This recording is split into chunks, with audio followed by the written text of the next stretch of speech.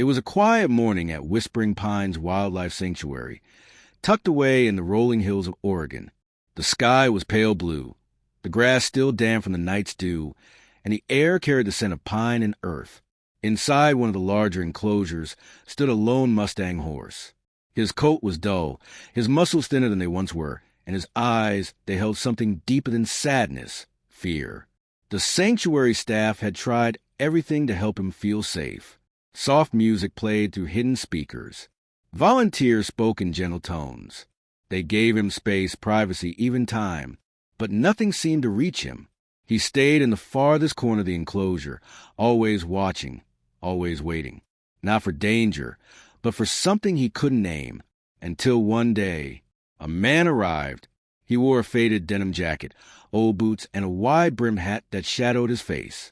In one hand, he held a small piece of apple. Not for himself. For memory. He walked slowly toward the fence, careful not to startle the horse. He stopped just outside the enclosure and stood still. "Hey there," he whispered, voice low and steady. "Do you remember me?" The Mustang lifted his head slightly. His ears twitched forward. Something flickered behind his eyes. A spark of recognition? The man smiled faintly. "I know it's been a long time." Rewind 5 years earlier, to the wide-open plains of Montana. Back then, wild horses still roamed free across the land, their hooves kicking up dust under the golden sun. Among them was a young stallion, sleek, proud, with a dark mane that flowed like water in the wind. The researchers who studied the herds called him Rio, after the Spanish word for river, a name that suited his graceful movements and unstoppable spirit. At the heart of this vast landscape was Dr. Alan Brooks, a wildlife conservationist who had spent most of his life protecting wild horses.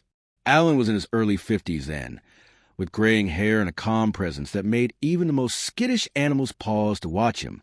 He grew up in the West, raised among ranches and open skies, and carried the wisdom of the land in every step he took.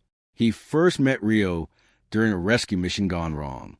A group of illegal wranglers had rounded up part of the herd, hoping to sell them for slaughter. When Alan arrived on the scene, most of the horses had already been taken. But one remained, Rio, caught in a barbed wire trap, bleeding from a cut on his flank. Alan dismounted his own horse and approached carefully, speaking in a low voice. Rio flinched, trying to pull away, but the wire held tight. Instead of forcing the issue, Alan knelt down beside him, offering his hand gently. Rio hesitated, nostrils flaring, before lowering his head just enough to sniff Alan's fingers. From that moment on, something shifted. Alan freed Rio from the wire, treated his wound, and released him back into the wild. For weeks after, whenever Alan rode to plains, he would sometimes see Rio watching from a distance, standing tall among the grasses, never too close, but never entirely gone either. They developed a silent understanding, one built not on control or ownership, but on mutual respect. But peace is fragile in the wild. One day, while Alan was away attending a conference, a new wave of poachers swept through the area. These weren't your average cattle rustlers. They were organized, using helicopters and tranquilizers to capture the strongest, healthiest horses. Rio was among those taken. When Alan returned and learned what had happened, he was devastated. He scoured the region, talked to ranchers, contacted law enforcement, even reached out to international animal rights groups. But leads dried up quickly. Rio had vanished without a trace. Months turned into years. Alan never stopped searching. On nights when the stars were clear, he would sit atop a hill overlooking the valley, whispering into the wind, "I'll find you." Meanwhile, Rio's world had become a nightmare. Cold metal cages, harsh lights, strange voices. He was moved from truck to train to ship, bouncing between underground markets in Eastern Europe, sold like property to the highest bidder. His body weakened, his spirit dimmed. The once proud stallion became a shadow of himself. Eventually, he ended up in an illegal breeding farm, where horses were forced into captivity, bred for profit, and trained to obey humans through fear. For months, Rio resisted. He reared, he kicked, he refused to eat.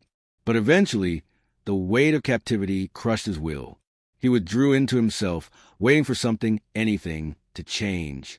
And then one night, The silence was broken. Sirens, shouting, doors crashing open.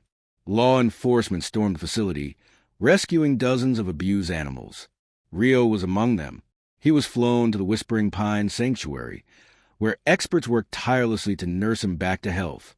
But no matter how gentle they were, no matter how much space they gave him, Rio remained distant. He wouldn't let anyone near. He wouldn't eat properly. He barely moved. Until Alan showed up. Back at the sanctuary, Alan stood motionless as Rio stepped closer to the fence. The air felt thick with memory, with unspoken words and shared pain. Alan reached into his pocket and pulled out the piece of apple. Slowly, he placed it on the ground, right at the edge of the fence.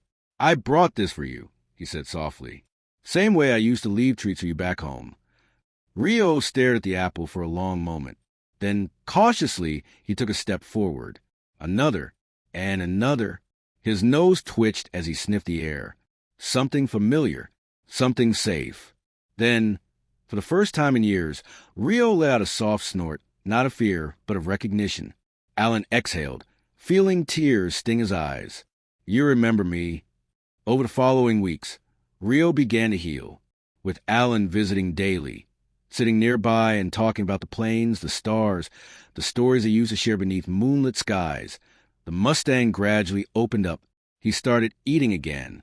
He allowed the sanctuary staff to approach, just a little, and soon he was walking along the fence line, keeping pace with Alan as he walked alongside him.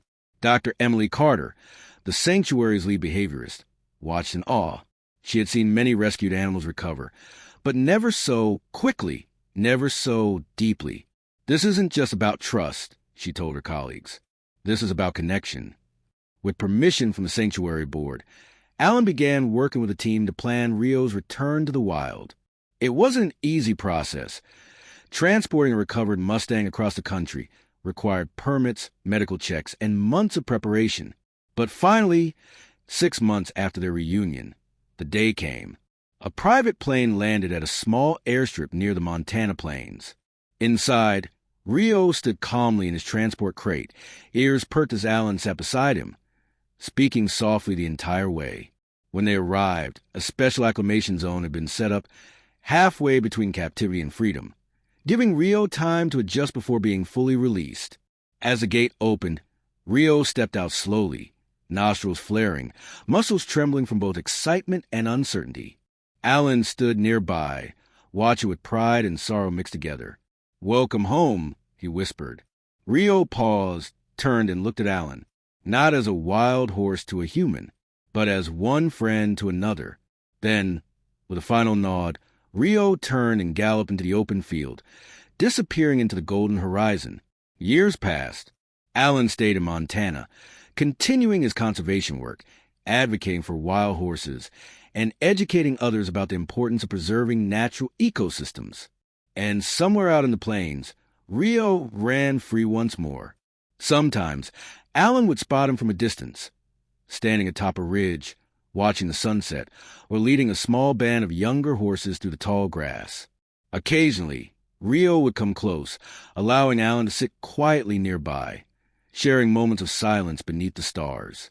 One evening, Alan found himself alone near a stream, reading aloud from an old book. Suddenly, he heard footsteps behind him. He turned slowly. There stood Rio, not alone this time. Beside him was a beautiful mare and 2 young foals. Alan smiled, heart swelling. "You brought your family," he murmured. "Thank you." Rio's ears twitched. He stepped closer, just enough for Alan to feel the warmth of his breath. No words were needed. In that moment, they understood each other perfectly. 10 years later, Alan was older now, his hands rough from years of outdoor work, his steps slower but still surer. One evening, as the sun dipped below the mountains, he climbed his favorite hill for one last visit. Rio appeared shortly after, now silver around the muzzle, moving with the grace of an elder leader. Behind him trailed several young stallions, his sons, perhaps, or his protégés. They stood together for a long time, man and horse, watching the sky fade into night. Then Rio turned and walked away, his family following closely behind. Alan didn't chase after him. He simply sat there, letting the wind carry his memories. Their story was proof of something rare and beautiful, that bonds can form between species, that love and loyalty aren't limited by language or biology, and that healing is possible even after the deepest wounds. Moral lesson: even the wildest hearts can be touched by kindness. Respect, patience, and compassion can bridge the gap between species, reminding us that we are all connected in ways beyond our understanding. Call to action: if this story moved you, consider supporting wildlife sanctuaries, conservation efforts, or local animal rescue organizations. Every act of kindness matters. Together, we can protect the wild and honor the bond we share with nature.